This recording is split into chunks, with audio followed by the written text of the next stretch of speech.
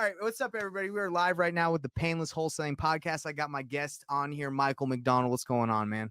What's up, dude? I'm so excited to be here. Pumped Dude, for this. I'm glad to have you. Now, everybody, if this is your first time tuning into the Payneless Wholesaling podcast, what we do at the Payneless Wholesaling podcast is we invite experts in the industry, real estate investors to come on. We ask them questions about how they got started. We will find out and learn from them so we can learn from their experiences, so we don't have the pain of going through the real estate journey and making the mistakes that we can hopefully learn from others to avoid. So, Michael, we're having you on here. We want to learn from your experiences, so we don't feel that hurt. You know what I'm saying? I feel you, man. I feel you. Sometimes, you don't have to go through that pain if you just learn from the right person, right?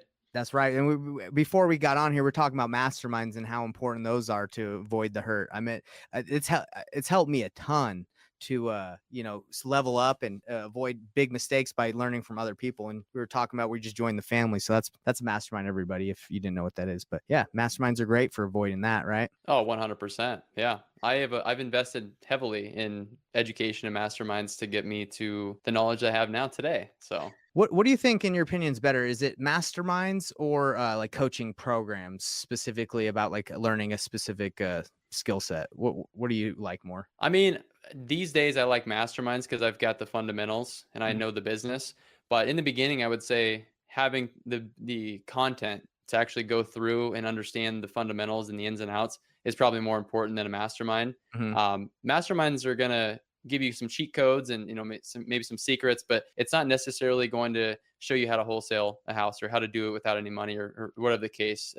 You can have those conversations, but they're not going to be like, here's a course. Yeah, I think that's the natural progression, right? Where you learn from a mentor or a coaching program, and then once you understand it, you start getting around people who are taking action as well, and you learn cheat codes, like you said, right? Yeah, 100%. Sweet. So yeah, everybody, I mean, we kind of dived right into this, but Michael, give us like a 30-second spiel on who you are, and then we'll dive into your experience. So yeah, tell us who you are. Yeah, for sure, man. So I'm a father, I'm a husband, and I started my home buying company about 5 years ago because I was busted and disgusted working a 9-to-5 job. And I didn't think that there was a path to financial freedom by continuing to do that. So what I ended up finding is a education program. And I learned that you can make money in this business without having a lot of money. What little did I know, I ended up investing about $45,000 on credit cards from a free event that turned into a 3-day, that turned into a one-on-one.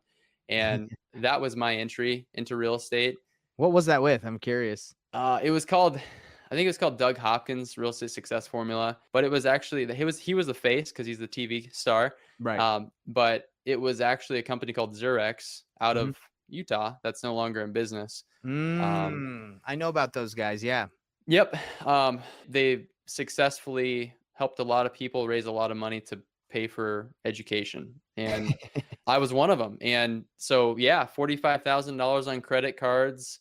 And my wife, after I came home from that event, told me that she was expecting. And so we had, debt.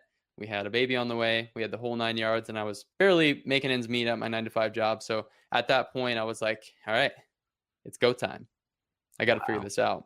That is wild, bro. That is a wild story just from there, right? So yeah. How did they get you? Like, how did they get you to drop the 45K? Did they just promise you great things, or how did that go? Yeah, I mean, they sell you on the dream. There's no question about that. And you're there.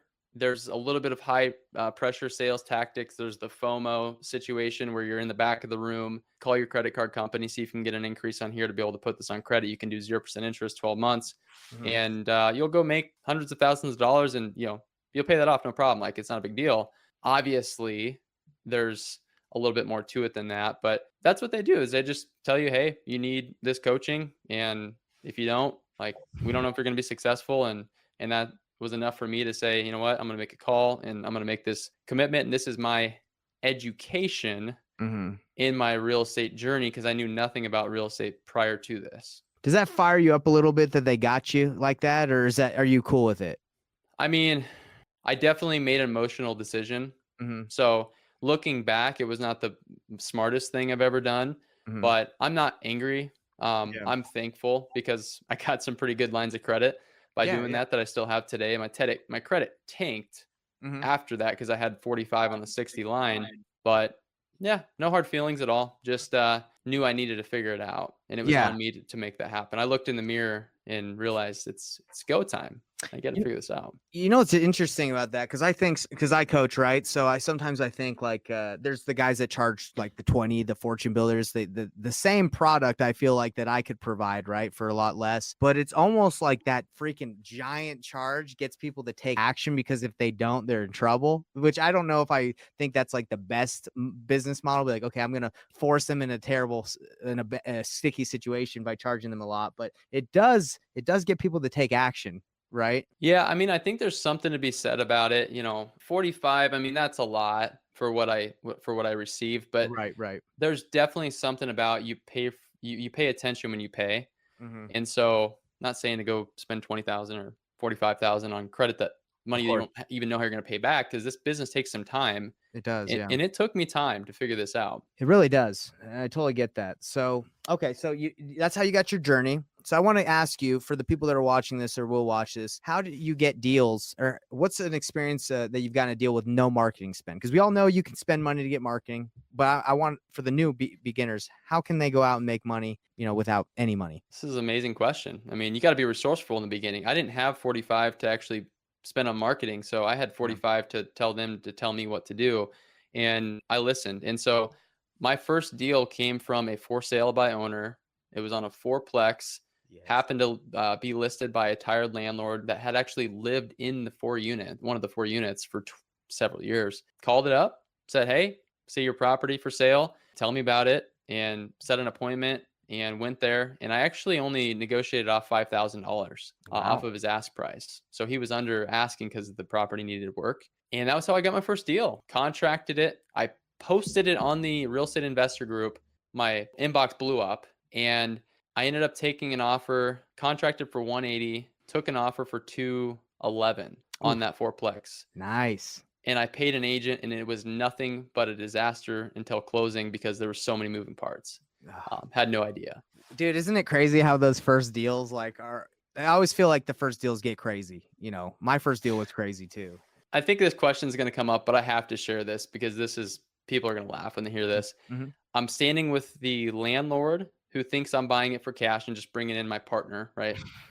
Little does he know, with 15 people showed up to the inspection. Yes. After we accepted the offer, the person said they were cash, but they actually had a line of credit that they had to get an appraisal for. The appraiser shows up to the property. I'm there with the owner. The appraiser is right here. I'm here. The owner's here. He says, man, I'm having a hard time with this. Can you help me understand, why is the purchase price 180 and this price over here is 211? And my heart just dropped. Oh gosh, yeah. And the seller looks at me and he's like, basically like, why is that? Yeah. And I'm just like, well, we're selling it to my investor friend over here, and he's paying 211. Like, that's it. I couldn't lie. It was just the truth. And he's like, man, I really left some money on the table on this one. Man, that's crazy. And the thing is, that's all we're doing. We just know someone that will pay a little bit more, right? There's nothing. You said it straight. You're like, hey, that's what I did. Is there anything wrong with that? No. No, not at all. That's what we do. And it's interesting because the guy was paying for, and when we buy properties from people, right, or wholesale them, they're paying for the convenience, speed, and ease, right? So we were able to get it done quick. So he accepted your offer. That's just how it goes, right? Yeah, and that the moment that I cashed that check, man, is the moment that I realized that there was some real money to be made in this business, and I got pretty excited because I was a nutritionist when I was doing that, and I think I was making $35,000 a year, and that check was up more than half of my entire year's salary, dude. And then you just got stoked about that, huh? You were like, oh my. The belief was just like, all right, this is real. I can do this more again and again and again. No problem. Did anyone walk you through that deal, or did you just were you able to get it done, figure it out all yourself? Yeah, that's a good question. So I paid the Xerox company, whatever I paid them on credit. And then I found a guy who actually was local, and he was mentoring people. And his deal was we split the deal 50-50. And so he showed me a handful of deals that I ended up splitting 50-50 with him. And worth every bit of it, because there were situations that came up where I'm like, I don't know what to do. I've never done this before. So he's like, here's what I would do. And, we figured it out. Dang, there's something to be said for those local guys that help out those new guys. They're like, yeah, I'll take 50, but it works. It helps. I'd do it again. Yeah. It's invaluable for sure. Exactly. And that's kind of how I help people in my program too, is like, look, I just did a deal with one of the people in my club, right? It's like a month-to-month inexpensive program that I help people out with. We give them 60-40. They take 60, I take 40. So we had a deal. He brought it to me. The house was listed for sale by owner for 320. He got it at 275. And I went out to see what buyers would pay, and they were at 200, right? So $75,000 above where buyers want to be. So I said, dude, I didn't think much of it. I was like, dude, you got to negotiate this. I got a buyer at 200, get it below 200, offer 160, and we might end up at like 180. He's like, okay. So he comes back. He's like, all right, I got him 180. Unbelievable. And I'm like, really? Okay. So signed it. Everything was good. It was actually 181, right? So 19,000. Yeah. And I was like, man, why did they take that? And it was probably just because they were on market for a long time. No one was biting. They overlisted it. So they just took it. And it ended up happening that the deal, they inherited the home from their dad. So we were going through the title. Everything was ready. And then we find out that dad that they inherited the property from had a $3 million judgment on him. And we're like, dude, this deal's dead. But we were able, because I was able to work with them and go through some attorney stuff, we were able to get it taken care of, where we found out that in 2016 it was wiped out in the bankruptcy. But before, like, if you're new, you probably would have just left it alone, right? You'd be like, I don't know. But we were able to get rid of it. Check this out. So the buyer, everything's ready to go. Everybody signs. My buyer in South Carolina wires the money. And somebody from the title company that they were working, like they were wiring the money to, someone had hacked the title company's email system and put the wrong wiring instruction information. So they wired $200,000 to an account that no one, who knows, right? So I was like, hey, so I call them. I'm like, hey, how come this deal hasn't closed yet? They're like, dude, we wired our money to some fraudulent person that hacked the account. So I'm like, you guys just lost 200K? And the buyer's like, yeah. He was actually pretty cool about it. He's like, yeah, I guess. He never got it back. For as far as I know, for this point, he hasn't gotten his money back. So at that point, so we had the $3 million lien. The buyer wired the money to the wrong person, right? The fraudulent. And I was like, this deal's dead, bro. It's now the guy just lost 200,000. He's not going to want to buy it. So I said, look, buyer, it's cool if you don't want to buy it, bro. You just lost 200K. I'm not upset. He's like, no, we want it. So then they're like, give us another week. So then we got it done. But like that kind of crap happens. And if you're new, you're probably done, right? You're just like, I'm out. Like, I don't even know what's going on right now. So it's true. Like helping people and having that experience can really help get stuff across the finish line. Yeah. There's no question about that. I mean, it makes a big difference having that person on your side. So next question I want to get into is, tell me a crazy story that you have from doing business. I kind of told you one, right? But without even meaning to. Tell me something crazy that you've had, because I know you've done quite a few deals. I know there's something, a seller went wild or something happened. You got. I have to share this one because it made me say that I'm never going to do another deal like this ever again. And I'm potentially in the middle of doing another deal like this. So it may the reminder of this story could make me change my mind and tell the seller I'm not going to even move forward on this purchase. So let's hear it. It's a mobile home. Okay. And this situation is bizarre. We started marketing in a new market and we got a lead from a mobile home, and the lady had lived, like, already moved and everything. It was a for sale by owner. We ended up, because I don't know what you guys know about mobile homes, but it's not like a house. It's a bill of sale. So It's basically just like a piece of paper. And like, I didn't know if you could assign those or what, but long story short, we contracted for 20 and we just listed it. Like, we listed it on Zillow and we're just vetting people, seeing if we'd find a buyer. Well, we found a buyer, and this lady lived in like 2 states over, and she was only willing to pay like $2,000 above what we had it for. So like, we're like, nobody else is interested. I contacted one of my buddies in that market. He owned a business. We facilitated a closing.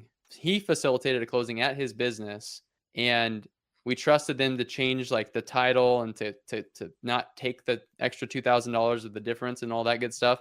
Yeah. And you can only imagine, dude, the amount of logistics that go into that. My mind can't really comprehend what's going on. That sounds like a lot. It was a disaster. And so long story short, it was just a train wreck of a situation. We should have never done it, and like learned a lot from that. But we're like, we've never wholesaled a mobile home before, but we're gonna try it. And so long story short, the seller got a check for 20, we got a check for 2, and that was it. And like we closed that deal, but it was just a complete nightmare. I have a mobile home that was referred to me today, and this lady's like, I just want to be done with it, like, Mhm. whatever. And so when they get teed up, and I've actually been given a mobile home before, Mhm. but yeah, I don't typically deal with mobile homes for that reason, man. It's Do, just not as clean. do you feel like in my experience, I feel like the ones where the smallest fees are the most amount of work.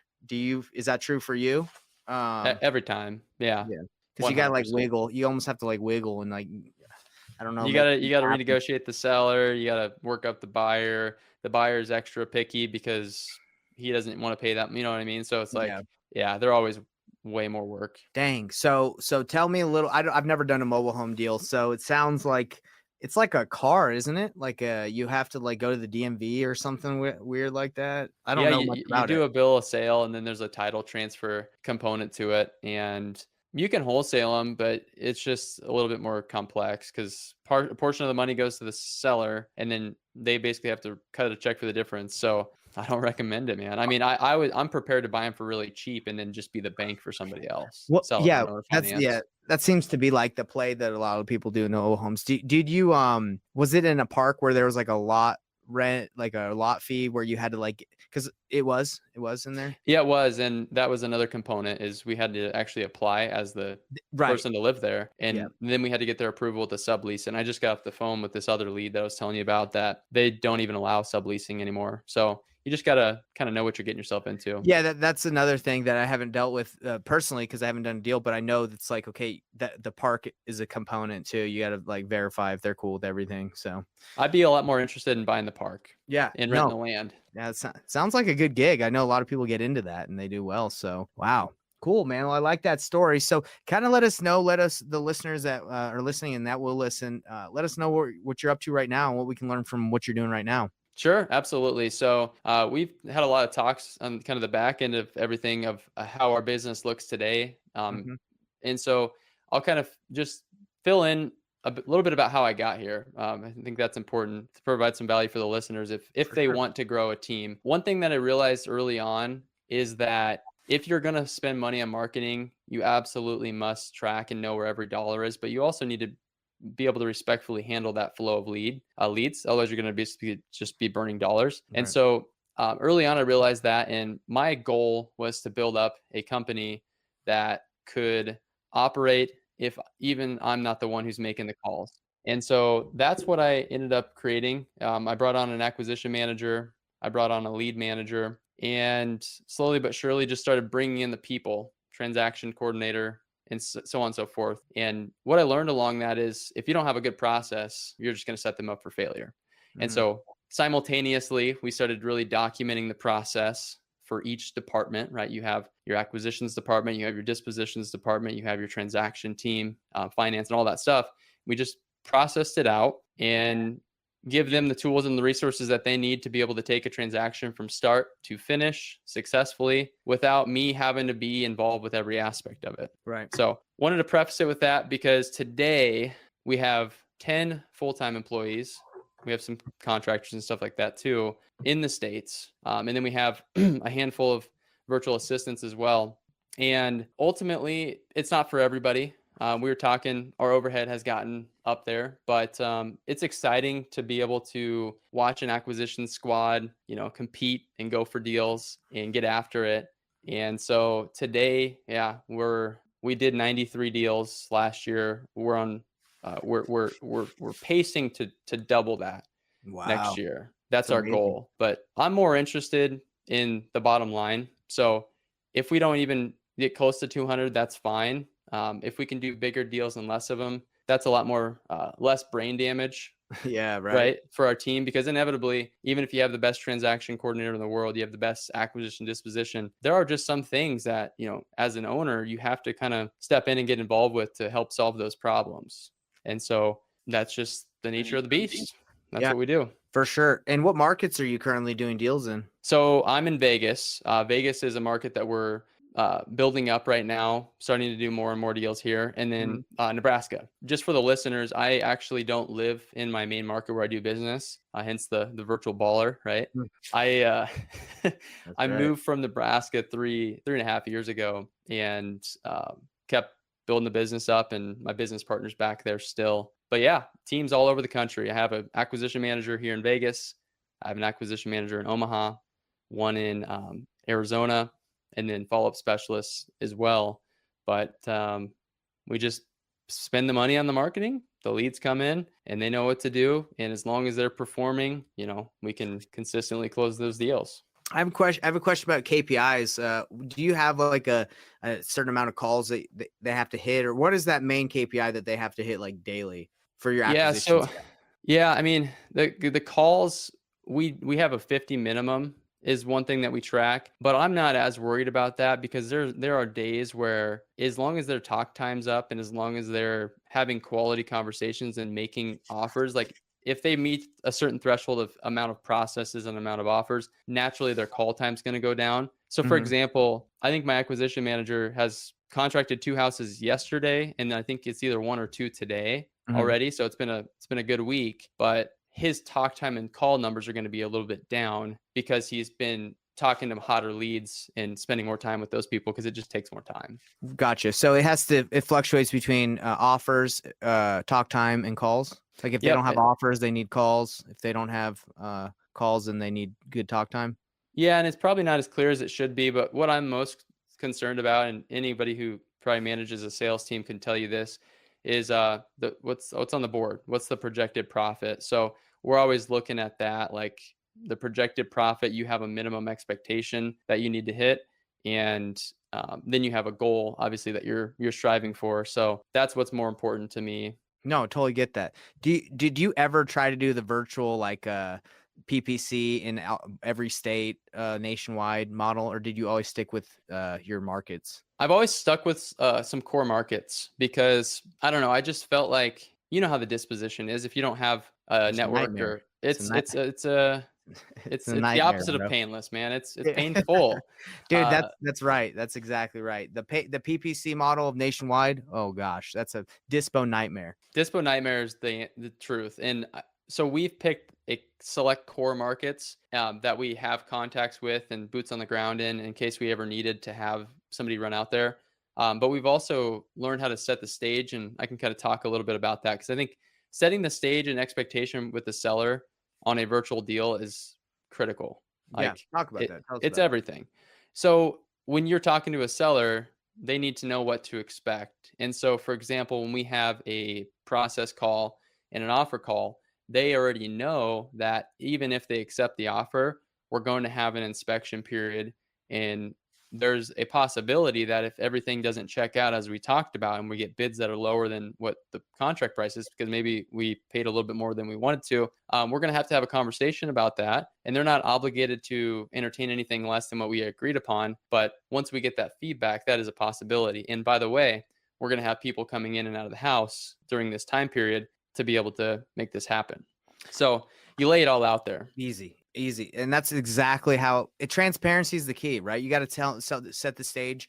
There's nothing worse than like that feeling that you had when you did your first deal, right? You weren't open about it. So he asked you, right? But now you don't have that problem because you said, hey, this is exactly what we're doing. We're working with some partners in the area. We're gonna have some people walk through the price. If everything works out, we're gonna go through exactly what we said. If I see something that we didn't talk about, then we're gonna have to have a discussion, right? It's Yeah. easy. And there's no surprises. You can just tell them, hey, you know what? This is really tight. Like, I don't really love this number. If I come back to you in a week or 2 weeks, and say that this is probably not going to work for us, are you going to be able to live with that? Like, don't go move in your life until we can get this inspection period taken care of. Right. And Um, that's my mission, right? Working with new investors because I'd say 90% of them don't know how to have that conversation. They're nervous about it. They don't know how to be straight up. So they'll tell a seller, yeah, I'll buy your house. at a price they have no idea if it works and they don't have buyers, and they will avoid the call to renegotiate until their cancellation date or the close date for some reason, and the person's already moved out. Those are the ones that are giving us a bad name because they just don't know what to do, right? So Yeah, man. Definitely never want to put a seller in that kind of a situation. And people think that it's such a hard, scary conversation to have, but people appreciate the transparency. They're like, man, this guy's being like almost too transparent. Like I really trust him. I really respect him. yeah, 100%. Well, dude, I love the way you're doing business. I think that's awesome. One thing that I struggle with a lot when I had my wholesaling business, kind of like yours was bigger, was doing the multiple markets. That was a tough thing, but we were following the model that at the time it seemed like the sexy model, right? Like because the pay-per-click leads, they were cheap if you diversify your area. But the problem is, again, it's dispo. So we got investor lift thinking that would solve. There's nothing that's going to solve you getting a house in a crappy area. That's just, there's nothing that solves that. You can't sell a property unless it's in an area that has investors, Absolutely. So Well, let me say something about areas without investors, because that was actually my belief as well for the most part. And if you tried putting it out on an investor lift property to a town in the middle of nowhere, nobody is using investor lift in a town in the middle of nowhere. And that's right. if they are, it's kind of just a fluke deal. We had a deal that we could not wholesale, but we like had it at such a good discount. It was an acreage. It's like a 90K purchase, 250 ARV. Like it was a home run deal. And we're like, why is nobody biting on this at like 130? Like we were prepared to just like, sell it for like way haircut of a price and just move it. And it was crickets. Like nobody couldn't get a hold of anybody. I'm like, what if we could put this property on the MLS? What if we could get this thing out to more buyers? And so we just had to have a conversation with the owner and just say, hey, listen, like we want to move forward at the price that we've agreed on. In fact, we might be able to get you even a little bit more, but we're going to need two things. We're going to need access and the ability to put it on the open market. And if we can do those two things, Mr. Seller, we're going to list the property, we're going to sell it, we're going to get you squared away. But that's what we needed to have happen. And sure enough, they're like, cool, we're going to go ahead and just novate this deal. For anybody who's listening who doesn't know what that means, we're basically canceling our contract once we find a new buyer and then replacing it and getting paid the spread in between. Dude, we listed that thing within a week. We had an offer for $169,000. Beautiful. It was nuts. No, I agree. I think novations are like the key right now, right? Especially like in this market. Do you do a lot of them right now, or do you not do so many? Yeah, that's a good question. Since the laws are changing in some states, Nebraska being one of them, it's kind of becoming our go-to strategy. We're just letting the seller know, hey, if this is not a house that qualifies for our cash program, or maybe the price is just too far off, we do have a program for this. And in return, this is what we're going to need. Access. Again, we have them sign an attorney in fact, and we list the property. And it's been a game changer because dispositions don't need a dispositions manager. The agent takes care of all of it. And we get a buyer who's willing to pay us more money.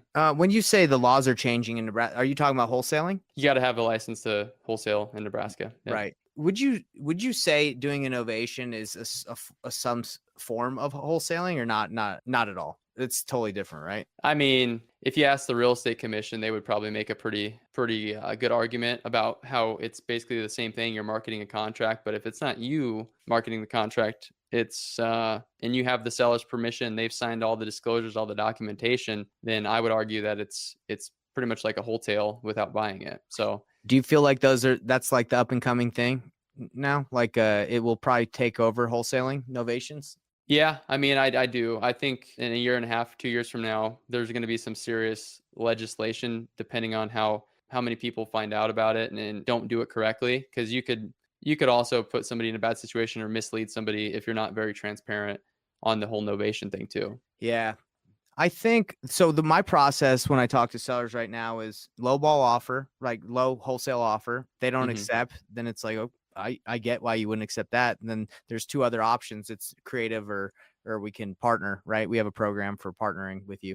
Is that kind of how you roll, or do you just go straight to the novation route? No, we're always proposing the cash offer program first. Okay. Unless it's just so far off that you're like, this isn't somebody, I would rather just not offend them because it's too low. We just say, hey, your house might qualify for this other program we have.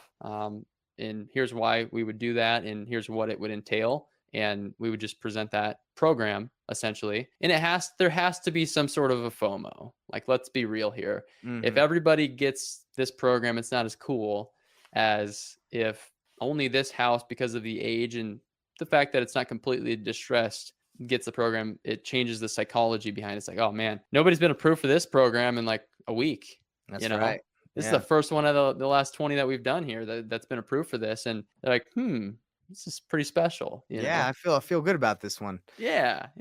I feel like that's like the best way to do it, to present options to the seller, see what works best for them. And I really believe that the amount of people that are can accept a wholesale offer or will is very, very low. So you got to be able to work creative innovations in there, or you're going to not do as many deals. Especially in this market, man. Yeah. We've been forced to pivot because there was just too much of a gap between the pricing expectation and the reality of what the cash buyers were paying. We're cash buyers. We close on properties all the time, only in our core markets. But if you don't have to, you can definitely alleviate a lot of risk by having that other program. So we do creative as well, and we actually send a letter of intent, like offer options packet, to the sellers with those options. Does it have those three: cash, creative, and the partnership one? Yeah, and it has another program, which is basically just a realtor referral. And it sounds weird. It's like, well, people ask all the time, why wouldn't they just list themselves? And it's because we're taking care of everything for them. Yeah. If the buyer's asking for repairs, we're taking care of that, and it's hands off. Yeah, and most of the time you just add it to the disclosure, right? Like you don't even have to fix it up. You can just say, hey, we'll give you that credit on innovation. Is that right? It's just basically a net price to them, and we'll take care of the rest. Dude, can you send me that that letter of intent? That sounds pretty interesting. I have one too. Yeah. I would like to see the way yours is set up. Sure, absolutely. Well, I love it, man. I love what you're doing, and I'm kind of doing what you're doing, but on a very smaller scale with specific, I kind of told you my model, right? I want to help specific people that are newer to the game, but that's awesome. Everybody that's listening, this is exactly, if you want to go that route and build a bigger team, that's exactly how you do it. You got to get people in place so you can step out, and you're doing it right. I like what you're doing, Michael. I appreciate you giving us a lot of your experience of how you're doing things. Yeah, man, absolutely. Happy to help. For sure. Is there anything you'd like to leave the audience with before we wrap up? I mean, if you want to connect with me, you can do so on Instagram. Of course. Drop anywhere where people can hit you up. Yeah, absolutely. So I'll drop a link to my Instagram. It's Michael McDonald REI on Instagram. And then, have some free tools and resources on my website. What's your website? It's the virtualmillionaires.com. Virtual Millionaires. That's a good name too, man. I'm glad you got that domain. Yeah, thank you. I almost had to fight somebody for it. No, I'm just kidding. I like it. Okay, so you got Virtual Millionaires, you said .com, and then you have Michael REI on Instagram. Yep, exactly. And I do have I can give your audience, if they want a little bit of it's an acquisitions accelerator. Yeah, is what it's called. I can drop a link for anybody who's interested in that, if you're cool with that. 100%. Yes, please. Anything we can do. I mean, you're providing a tons of value to me by being on here. Let me ask my questions, and then you're providing a ton of value to the audience. So yeah, appreciate it. And you do have your own show too, right? Your own podcast? I do. Yeah. So behind me is the Virtual Millionaire show. And it's essentially, that's what we talk about. Is we talk all about growing a team, and I'm really big into marketing as well. I know it's not for everybody to spend a lot on marketing, but I definitely have. I've spent a lot of money on marketing over the years. I don't know. I don't even want to know how much. It's probably been well south of $500,000 easily. For sure. Yeah. But yeah, that's great. That's awesome. And I believe that marketing is necessary if you want to scale. You're not scaling without marketing, in my opinion. You need marketing. But if you're new, dabble a little bit in the free realm, try to network, try to get deals from going to RIAs. There's a lot of different ways, but as you get the proof of concept, you see that this works, which it does you can see from us, then you can start diving into picking whatever marketing channel you want. And Michael's a good person to reach out about that. Amazing. All right, brother. Baller, man. Thank you. I appreciate it. And can't wait to connect in Florida, man. Oh, we'll connect, man. It'll be good. All right. It was good talking with you. We'll catch you later. All right. All right. Sounds good, brother. Take care. Peace.